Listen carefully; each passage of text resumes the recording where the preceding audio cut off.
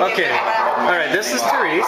Therese, could you tell us a little bit what you do? I'm an animal cruelty detective with the Pima County Sheriff's Department. Okay, the Sheriff's Department. This is law enforcement. This is like the police. I'm going to zoom in on your badge here. This is the Detective Sheriff Department of Pima County. Now the sheriff is the county and the police is the city. Correct. So you work for the county, for the police, law enforcement, and exactly what do you do?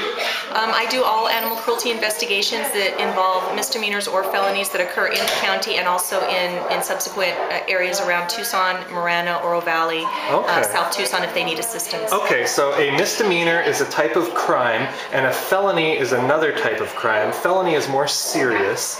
What would be an example of an animal cruelty case that's a felony? Could you? An animal cruelty case that's a felony is any animal cruelty that results in serious physical injury or death to an animal, or any type of torture or neglect as far as failure to provide food, water, and shelter that results in serious physical injury. So like willful neglect of the animal, or could it be just like they just didn't realize and they forgot or something like that? It can be both, actually. Okay, that could be a felony. If a reasonable person would realize that there was a problem with the animal and attempt to get some type of treatment for the animal, then it's considered a felony. Okay, so what is the most common felony of animal cruelty?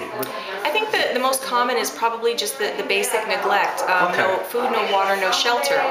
People don't realize that we're in the desert and it gets extremely warm during the summers here, and they tie their dogs out in the yard. It's too hot and they don't think that the dog is going to suffer. Correct, and they can't get to water because they've knocked the water over. So I assume then that you first warn them and tell them about it, and no?